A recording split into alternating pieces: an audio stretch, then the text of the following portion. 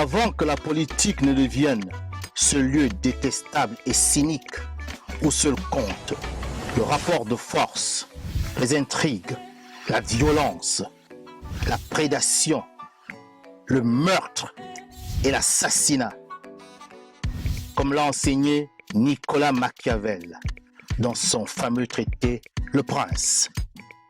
La politique était jadis portée par de nobles idées issues de la spiritualité osirienne, du fils de Ré, Osare, plus connu sous son nom grec, Osiris.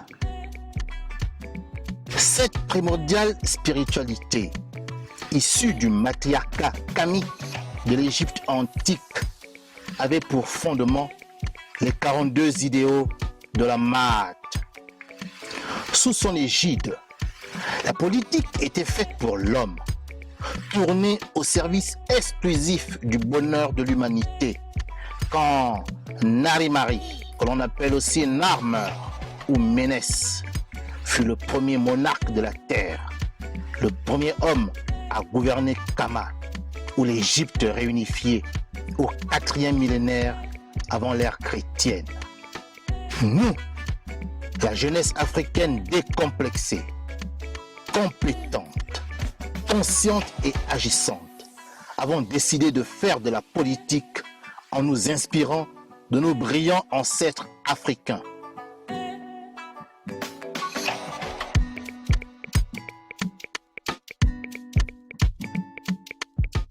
C'est pourquoi nous nous reconnaissons dans le visuel du logo du mouvement associatif, politique et international New Power, qui exprime clairement ces nobles idéaux.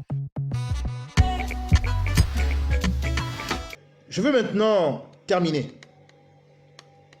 cette conférence, car je vais essayer de faire des conférences qui puissent être suivies par les Gabonais, même s'ils n'ont pas assez de forfaits, assez de crédits téléphoniques, pour que l'essentiel de ce qui sera dit imprègne les esprits, car il faut comprendre les enjeux. Et les enjeux, quand vous les comprenez, vous permettent justement de mieux agir pour l'intérêt de votre pays.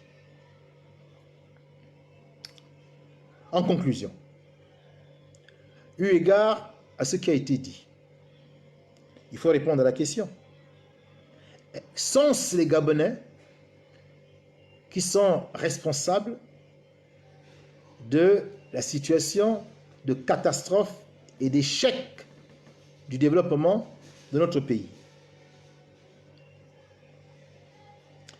De notre point de vue, s'il faut répartir le poids des responsabilités en pourcentage, ce qui est un exercice assez difficile, j'en conviens, mais pour donner une image, s'il faut faire une répartition au pourcentage, je dirais que les dirigeants politiques gabonais qui se sont succédés depuis 1960 jusqu'à aujourd'hui, qui étaient pour la plupart médiocres, qui étaient corrompus et dépourvus de patriotisme et de souveraineté, sont responsables à 20%. Je dis bien 20% des actes qu'ils ont posés dans la situation de catastrophe que nous connaissons. Ils sont responsables à 20%, car ils ne sont pas en réalité les véritables chefs d'un État qui prétend gouverner. Il faut, pour avoir le gros poids de responsabilité, regarder du côté de l'élite française dirigeante de la 5e République française. C'est de ce côté que nous découvrons le poids le plus important, soit 80%. La France officielle et des réseaux, qui par l'article 2 a autorité sur le président gabonais, est responsable à 80% de la situation catastrophique que nous connaissons au Gabon. Elle est responsable du non-développement.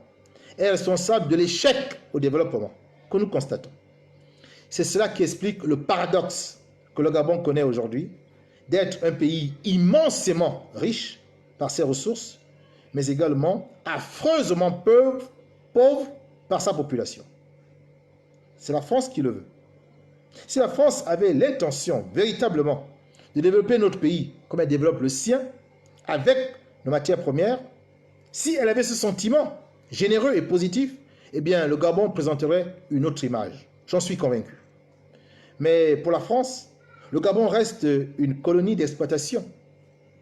Peu importe le sort des Gabonais, ce qui est pour la France très capital, mais c'est d'accéder à vil prix ou gratuitement aux différentes matières premières pour son industrie afin qu'elle assure son statut de grande puissance. Voilà ce qui importe à la France. Ce n'est pas le sort des Gabonais, c'est le Gabon et les richesses du Gabon. Voilà ce qui importe à la France. Et la politique qui est mise en œuvre selon les accords de coopération est une politique qui vise à exploiter les Gabonais. Du moins, exploiter les richesses du Gabon. Il faut quand même se souvenir que lorsque ces accords de coopération ont été signés, qui peut nous dire ici quels sont les experts gabonais qui ont été impliqués dans les différents rounds de négociations dans les années 59-60? Quels sont les experts qui ont été approchés, qui ont participé aux discussions avec les experts français? Nous n'en connaissons aucun.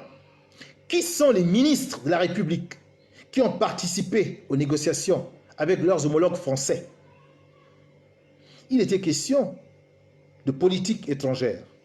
Quel est le ministre des Affaires étrangères qui a participé à la rédaction de ces accords de coopération?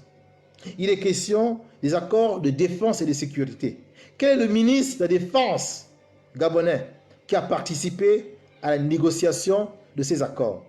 Il est question de matières premières. Quel est le ministre des Mines qui a participé pour défendre les intérêts des Gabonais? Il est question également de marine marchande. Il est question d'aviation civile. Il est question d'université, d'éducation. Quel est le ministre de l'Éducation nationale ou de l'enseignement supérieur qui a participé à la négociation de ces accords? Ceux qui ont les noms, ils sont priés de les écrire là, en commentaire. Mais je suis persuadé qu'aucun nom ne pourra être transcrit. Aucun. Car la France a seule conçu ces accords, seule élaboré ces accords, seule rédigé les accords, dans le strict et exclusif bénéfice de la France. Et elle a simplement exigé que ces gouverneurs africains qui vont devenir plus tard présidents signent ces accords qui nous liaient mains et pieds auprès de la France, qui signent ces accords et que nous bénéficions d'une pseudo-indépendance. Dès cet instant, tout était scellé. La responsabilité incombait désormais à la France de gérer nos États avec le résultat que nous connaissons. Et ce n'est pas un hasard si les pays de l'Afrique francophone présentent un piteux état économique et politique en comparaison avec les pays de la zone anglophone ou de la zone lusophone qui, eux, ont arraché par le fusil leur indépendance. Voilà ce que je souhaitais dire dans le cadre de cette introduction de l'acte 04 de notre campagne ce France-Afrique bashing qui se poursuit malgré les attaques des agents france-africains qui nous ont presque rendu impossible la diffusion de ce live sur la plateforme habituelle The New Power Official.